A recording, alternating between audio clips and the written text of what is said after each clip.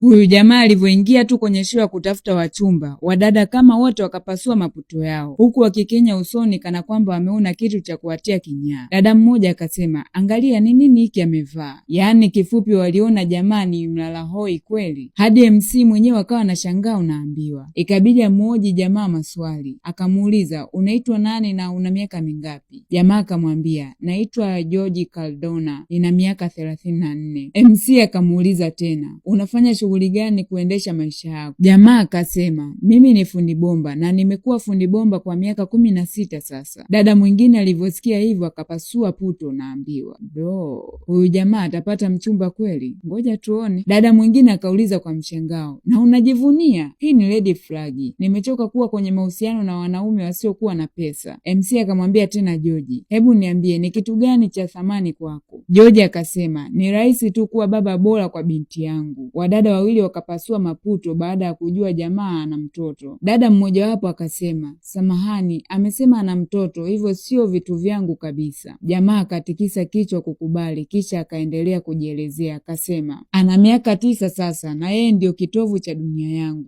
Ninafanya kila kitu kwa ajili yake. Wadada wakaanza kumshangaa mwenzao ambao mpaka muda huo alikuwa anatabasamu na hajapasua puto. Mmoja akamuuliza, umesikia alichokisema? Yule dada mpole akasema, ndiyo nimesikia, ni vizuri. Jirani yake akamuuliza, ni vizuri? Mwanaume ambaye kasema anafanya kazi ambayo ni kima cha chini cha mshahara na ana mtoto, hivi unajua kwamba ana hela yoyote na utaweza kukutana na changamoto na mama mtoto wake wa zamani ambaye atakuwa ni vigumu kushughulika naye. Hii sio nzuri binti. Haka kabinti ni ka overthinker kweli, yaani kamewaza mengi hadi ambayo jamaa hajayasema unaambiwa. MC akasema, ngoja tuwasikilize baadhi ya wanawake waliopasua maputo yao. Akamuuliza wa kwanza, unaitwa nani na una miaka mingapi? Dada akasema, naitwa Bright, nina miaka 26. MC akamuuliza, kwa nini mwanzo kabisa ukapasua puto lako? Bright akacheka kwa dharau, akasema, sijui hata nianzie wapi. Na maanisha, unajua unaenda kuonekana kwenye kamera, alafu unakuja na muonekano kama huu. Ilitakiwa avae kama mtu ambaye anaendana na muda. Ana tabia za hovyo na si aina ya mtu ambaye ninamhitaji. Yaani haka kadada kana nyodo kweli. Usikute hata kajatandika kitanda kanavyokuja kwenye hii show unaambiwa. Yaani kanajifanya kako smart kweli.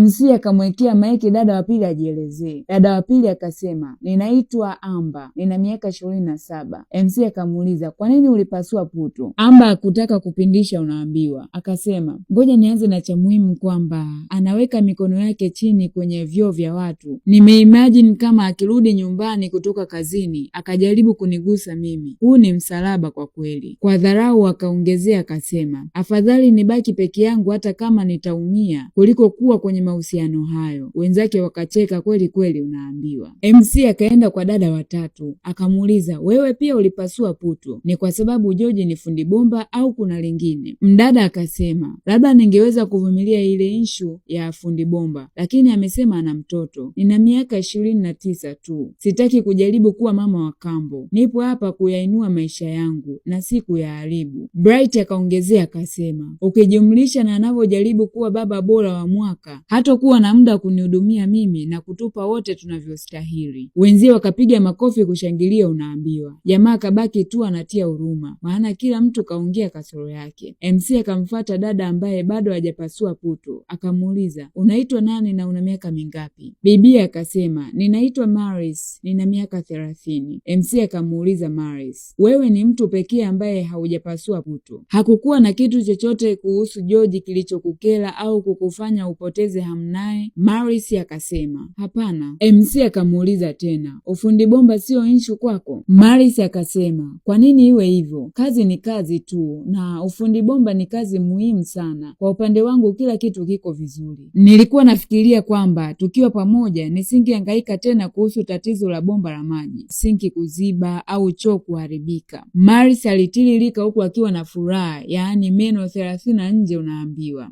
MC akamuuliza, na ana mtoto wa kike, hilo halikuchukizi wala halikuzuii kuvutiwa naye? Marcy akasema hapana, kwa nini iwe hivyo? Mdada wa tatu akasema huenda anapenda maisha ya umaskini na hataki kubadilika. Wadada wakacheka wanaambiwa. Bright akasema au labda itakuwa akapoteza. Marcy kwa hasira akasema wewe shida yako ni nini? Liweke sawa hili. Huyu ni mwanaume mzuri na ni baba anayejali, na maanisha huenda sio wa thamani kwenu, lakini ana sifa za kuwa mshirika wangu. Wenzio walianza kumcheka na kuona kama amepoteza kumchagua George. Mdada wa tatu akasema siwezi kuliafiki hilo, ninamaanisha kama yeye ni bora sana, kwa nini mwanamke aliozaa naye alimkimbia? Bright akadakia akasema hakumuacha ila alimbwagia mtoto, alijua kabisa huyu ni mpuuzi. Marcy akamwambia haujui kilichotokea. Bright akajibu najua kilichotokea, hakuna mtu anataka kuwa na mwanaume maskini hususani akiwa na mtoto. Yaani Bright anaongea utasema yeye ndio mwanamke aliyemtelekezea jamaa mtoto. Marcy akasema hela sio kitu cha muhimu sana kwenye mahusiano kama hamtakuwa na msingi imara wa upendo na kuheshimiana. Amber akasema amesema kuwa binti yake ndiyo kila kitu, hii inamaanisha utaenda kuwa mtu wa pili wakati wote, ataenda kukutaabisha tu. Marcy akauliza kwa nini iwe hivyo? Bright akasema kwamba utaenda kunisumbua mimi. Marcy akasema baba mzuri ataweka kipaumbele kwa binti yake, nafikiri hii ndiyo jibu zuri kwa mwanaume mzuri. Marcy akamtetea sana jamaa unaambiwa.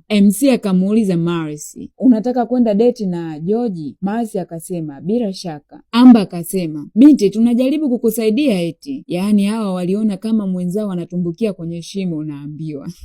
Bright akasema watu wengine wanajifunza kwa njia ngumu. MC akamuuliza jamaa akasema George unataka kwenda date na Marcy? Jamaa akamwangalia Marcy kisha akasema ndiyo nimempenda. Marcy akafurahi unaambiwa. Mwamba akaendelea akasema na kuna jambo nataka kuliweka sawa kwanza. Bright akasema kwa dharau hapa nataka kutuonesha kuwa sio fundi bomba tu wa kawaida bali amezama kwenye madeni makubwa sana. Jamaa akasema vizuri, ni kweli kwamba mimi sio fundi bomba tu wa kawaida bali nina kampuni yangu ya ufundi wa bomba. MC akajazia akasema hii ni zaidi ya ufalme, ana matawi 40 upande wa West Coast pekee. Kifupi huyu ni mwanaume bilionea. Wadada wakashangaa unaambiwa, wakaanza kumwangalia kwa matamanio. Ila wadada kwenye pesa. Tukutane sehemu inayofuata.